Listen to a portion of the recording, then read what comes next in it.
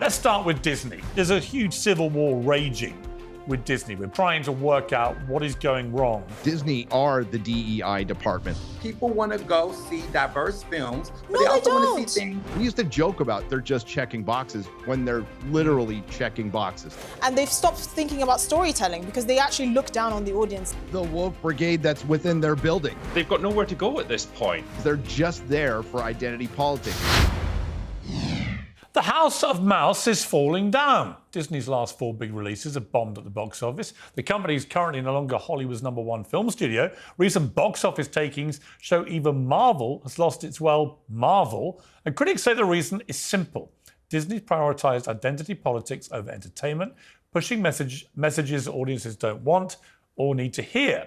So have they got a point? Well, to discuss all that and more, 2 titans of YouTube are returning to Uncensored by popular demand, critical drinker and Nerdrotic. I mean, otherwise known as Will and Gary, but I prefer your stage names, guys. We're going to stick to those. Also here to debate is Uncensored contributor Esther Krakue and the author for The Case for Cancel Culture, Ernest Owens, which is one of the worst named titles of a book, Ernest, I can ever envisage, but we'll let that pass. All right, let's start with Disney, because there's a huge civil war raging with Disney, with board members, investors, all trying to work out what is going wrong with the recent series of flops, because Disney is not used to having flops. Nelson Peltz, who's a serious investor in Disney, has criticised Disney's woke strategy in an interview with the Financial Times. He said, "Why do I have to have a Marvel movie that's all women? Not that I have anything against women, but why do I have to do that? Why do I need an all-black cast?" What do you think of this? I mean, critical drinker, there's no doubt Disney's in a pretty poor run at the moment. How much of that is down to woking up the movies? I mean, I think it's definitely a factor, but it's part of a much bigger picture that incorporates other issues like a general decline in storytelling quality, a prioritization of quantity over quality, and like delving too much into identity politics, which by their nature are divisive. Of course they are. And so all of those different factors working together have slowly undermined their creative output to the point where all of their major franchises are failing. Star Wars is kind of a disaster at the moment. The Marvel Cinematic Universe that used to be this money printing behemoth is churned out flop after flop in recent years, and even their own unique animation movies like Wish, Haunted Mansion flop, Pixar flops all over the place. Yes, exactly. All of those different aspects of their creative output have flopped, and they've got nowhere to go at this point. Clearly, something has to change. What they're doing is not working anymore. Yeah, I mean, Nerdrotic, She-Hulk, Attorney at Law, a comic book tale featuring a strong female lead. The Marvels, a comic book movie featuring a diverse cast of strong female leads. Elemental, Disney's first animation featuring their first strong non-binary lead. All flops. Maybe a coincidence, maybe not. People who are intent on attacking Disney saying, well, this is because they're pursuing a strategy that's not based on just producing great movies. They're pursuing a strategy trying to appease the woke brigade, who will come hunting for them if they deviate from the woke worldview. Your thoughts? The woke brigade that's within their building, right? So, right. We see all these third-party companies in gaming that's going off right now. But like Disney is that third-party company. They are the DEI department. Lucasfilm is the DEI department, and now Marvel is too. And it was really easy for comic book fans to figure this out because we read the comic books. She-Hulk, for example, was a great comic book. It was reverent. It broke the fourth wall. That the famous run is by John Byrne, and I love the comic book. She-Hulk was a member of the Fantastic Four. This is one of my favorite female Marvel characters, and they destroyed her because they don't know what they're doing. I did a clip in one of my videos of all of the writers for most of the Disney Plus, stating that they didn't know anything about the comics and they didn't read the comics. And that's part of the reason, because they're just there for identity politics.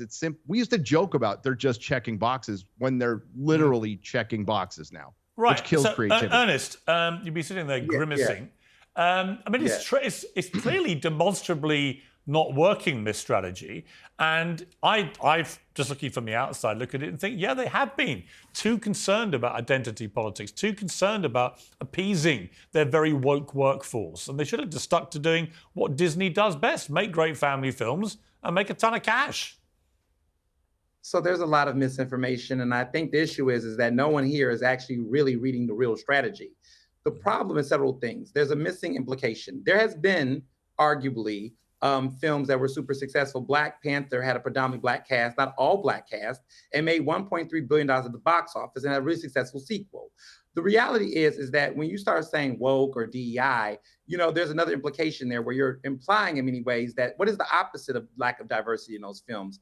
It's feeding to an all-white cast or majority white cast and the lack of diversity. I don't think that that's what Disney's trying to do, and I don't think that's what Hollywood should do because it doesn't reflect the society we live in. However, what's missing in this conversation is that the reason why a lot of these films are not doing as well is because many of them are spinoffs, sequels, or there's just overall fatigue in the market where people want original stories. So I do think that rather than try to make this a culture war, which really it isn't, it's more of a change in taste from the audiences and what they want. Let's keep it 100. Pixar has not really made too many original films that have really been able to be fully marketed. And there's been an oversaturation of them. There's an oversaturation of Marvel. But if you look at other films elsewhere, there has seemed to be a trend of liking diversity, TV shows, streaming platforms. And so this seems to be a little bit intellectually dishonest to frame it in this way. I think there's another way to look at it. I'll come to Esther at once. I mean, I would just say, my favorite movie the last few years was Top Gun Maverick, because it just did what it said on the tin. Right? The guys behaved like guys, the women behaved like women, bad guys got slotted, and the good guys were heroes. I mean, that used to be how movies got made in Hollywood. They celebrated the basics in life. Now they're too busy worrying about what the basics in life actually are. Esther, I want to play a clip from South Park. Take a look at this. Is there a problem, people? We were just discussing ideas of what to do with the new Prince Eric movie. Put a chick in it, make her gay! Maybe we should go a different route than we did with Indiana Jones. Fuck Indiana Jones, put a chick in it and make her name it gay! Sure, yeah. Well, let's try that. Again. Kathleen Kennedy is down on set right now ruining the new Bambi movie. Put a diverse woman in it, make it gay! Bambi's a baby deer. Fuck baby deer, put a chick in it, make her gay! Now, the thing about South Park, as Meghan and Harry can tell you, is that through their comedy, they often absolutely nail the truth. Esther, your thoughts? Well, I think that the argument that they've not been making enough independent films and that's why they've been flopping. Well, the independent films that they have made have also flopped because they've not been focusing on storytelling. They're always thinking, how can I have a transgender Muslim black woman in there? And they've stopped thinking about storytelling because they actually look down on the audience that they're targeting. I also think there's another dynamic here, which is actually the media. So the media works against them. So if you actually just wanted to tell a story and the entire cast of that film was white, even before you watch the movie, all the promo will just be saturated by these sort of pink news articles saying, oh, it's sexist, it's homophobic, it's transgender. So even before the film comes out, you have media working against you. So in that, and the media will be easily disseminated. So that will kind of kill the buzz before anyone bothers to watch the film. And I think that's the issue. They've stopped respecting the audience and they feel the need to preach to them. I just think that's so right. I just think Disney should go back to what they're good at. It's a fantastic company that used to make fantastic movies and hardly ever had a flop because they knew their audience so well and they didn't attack their audience. Those movies were not sequels. Sorry, a lot Ernest? of those movies were not sequels. A lot of those movies were not. But going back to Black Panther, did Black Panther succeed because there were black people in it? No, it was a great story. It was a recognizable character that comic fans that I have been reading since I was 6 and 7 years old. And the thing is, they tried to replicate followed the same exact formula for Black Panther with the second one, and it made half as much. Clearly, half people as were much. Yeah, I want to be clear. And no one talks about it anymore. In his statement, I want to be clear that Peltz did say in that interview that basically argued that the Marvels and Black Panther, he didn't even want to get Black Panther made. And in Iger's book that he came out in 2019, he referenced that they had to fight to get Black Panther to come out. That was Ike Perlmutter, not Nelson Peltz. Why? You're right. Right. Why? Who's backing Nelson Peltz? Why? Right. Why? They didn't think it would sell action figures, and he was obviously wrong on that one. And he didn't want Captain Marvel made either. but there's a lot of fishiness around Captain Marvel. And then when the sequel came out, which was the most predictable flop of all time, it flopped. It was their biggest flop. They didn't put any effort in it because they didn't put any. If you watch Captain Marvel and read the books that she was based on, she was Carol Danvers. She was Miss Marvel. She was a likable character. They turned her into a dude. And Kevin Feige is the one who put out the edict. He said, we're going to make half of our characters women. That's where the MCU comes from. I didn't create it. Nobody created it. Kevin Feige created it. He's the one who said, I'm going to put down this edict and I'm going to start checking boxes. And that's exactly when they started failing, right after Captain Marvel. It's been all downhill from there. Very few of their movies have made money because the budgets have blown up beyond we don't even know. We just learned that Doctor Strange cost around $300 million without marketing. But by the way, that's the same thing that they did to Barbie. Can I just point that out? I know comic books are not as popular as Barbie, but I'm a huge Barbie fan. And the people who made Barbie didn't bother to watch one of the 47 animated Barbie films. If you actually are a fan of Barbie, the Barbie film that was produced last year and made all that money, it was a complete abomination because they didn't even bother to actually do any research. This is the thing. They have activists instead of filmmakers. That's the problem. And no one wants to watch something that's preachy and boring. Candace Owens Jr., listen, it's not a flop. It's a flop. Barbie did the thing. Barbie was an abomination. And so all this argument about woke and this, at the end of the day, it was a fresh, original concept. People want to go see diverse films, but they also want to see things. No, they don't. So there's nothing diverse about it. Want to see Barbie good films. Oh, it's ludicrous. They don't care about and Barbie had nothing to do with it. Don't all talk over each other. But let me just be clear. To be clear, Barbie was not a film about diversity. It was a film bashing men, attacking the patriarchy, and saying that all the good things in the world are female. And the only funny thing about it was at the Oscars, it was all about Ryan Gosling. Ken had the last laugh as Margot Robbie sat in the seats, unwanted and unattended. And I love Margot Robbie, but let's not pretend what Barbie was. It was a box office smash, and as Esther said, an abomination, a man-bashing abomination. Talking of abominations, let's come to Joker 2, a musical. It's been announced that the sequel to Joker is going to be a jukebox musical co-starring Lady Gaga with up to 15 lip-synced cover songs. My heart sank when I heard this. Critical Drinker, what did your heart do? Yeah, pretty much the same thing. I mean, ultimately, it's all going to come down to the implementation.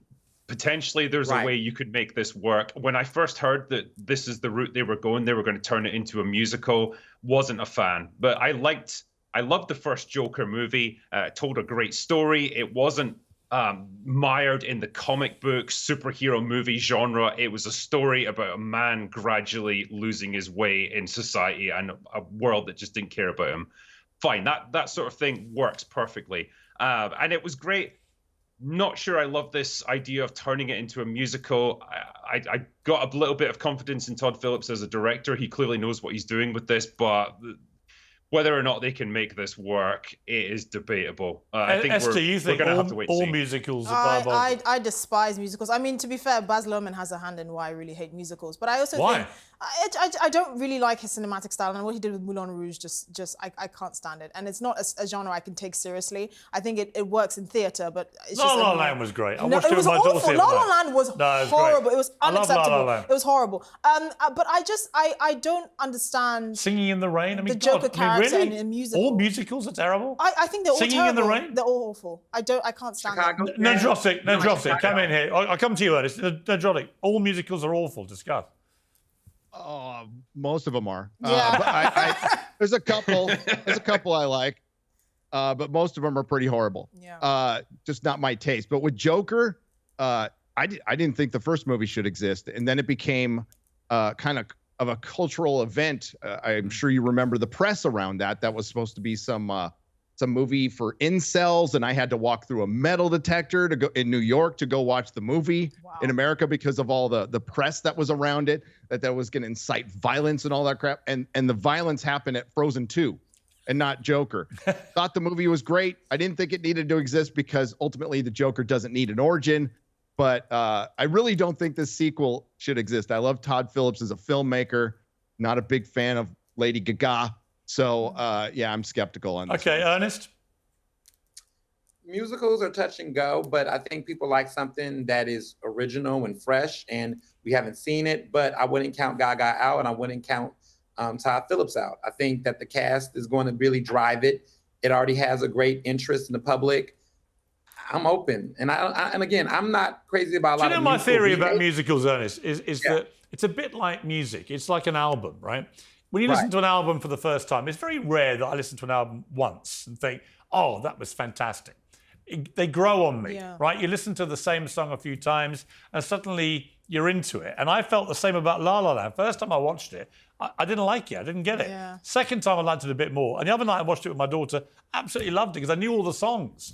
You know, it's a bit like when you go to a concert. If they play their greatest hits at a concert, I'm a happy boy. And it's also an original musical, which is my point. Like, you didn't see it on Broadway. It was made for the film. And so when you have, again, something that's different, people will watch it. Because if you're The Color Purple didn't do well, right? Because a lot of people was comparing it to Broadway, to the other movie.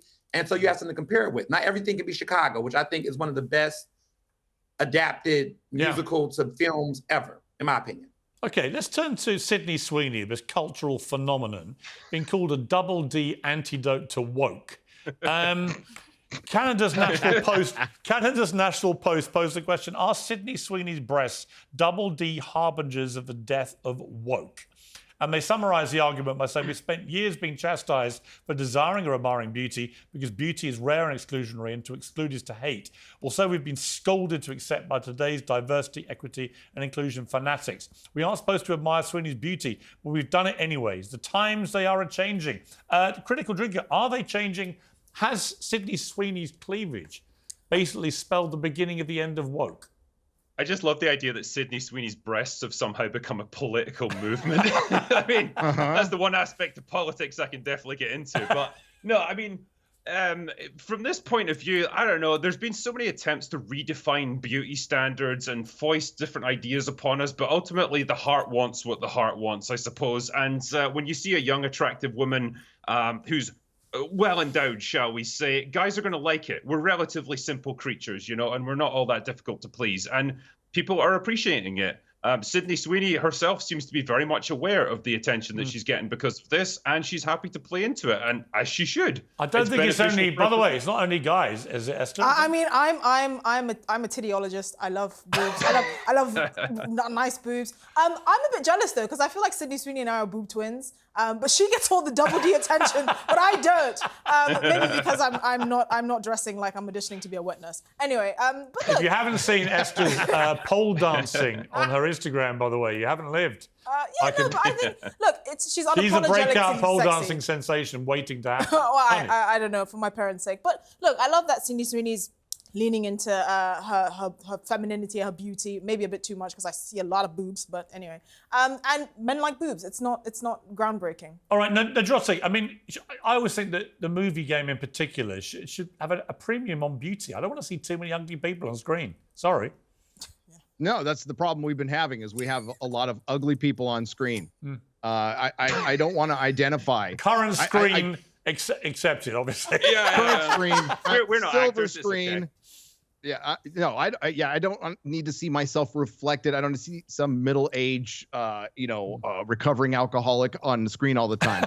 I don't. I want to see heroism. I want to see beauty. Yes. I want to see something to aspire to, something we normally don't see. Look what they did to Kelly Marie Tran in The Last Jedi. They completely uglified her, and she's a pretty girl. And they've been doing, they put a piece of metal over Scarlett Johansson's boobs in Endgame. That should be a crime. Yes. These are things that should be a crime. They need to be free. I agree. Ernest, it should be a crime. I agree. So misogyny aside, I think that trying to wokeify... misogyny to admire the female form, Ernest. You have some kind of Since when do fancying hot women be misogyny? I'm moving on. The try to make it like this thing against the woke, I think, again, is forcing a culture war that's just nonsense. But I will argue this, that if they think that Sydney Sweeney is the antidote to wokeism, then I would say that Taylor Swift is the person that's countering all of that. No, she has no boobs. Well, she got a boob job, but what are you talking about? That's the point. That's the point. It doesn't matter. She is the antidote, that type of narrative. She's successful. The right used to love her until she basically became to them woke, which is nonsense. It's not her boobs. And it's now her, well, she's I mean, out here yes, it's her getting boobs. billions It's her of screens attitude too. on Disney Plus. It's not She's the misogyny antidote. to like boobs, by the way. I like boobs. And by the way, I happen to look, have I think as Nerdrotic just pointed out, with Sydney here. Sweeney, it's not just about her cleavage, it's about the fact she's worked out what to say that is going to resonate with people in a way that is now leading this debate, and good on her. Not her acting, not her And her acting, and her beauty, okay. and I wanted to put her talent out there. I just wanna acting, speak on her talent, beauty, Okay. and an attitude that is resonating. And she's a breath of fresh air. Thank God for Sydney Sweeney, and thank God for Critical Drinker, Nerdrotic, Esther, and even you, Ernest. Even you. Thank you all very much for a spirited debate. I appreciate it. Thank you. Cheers. Change the title of your book, Ernest, for God's sake, man. It's working.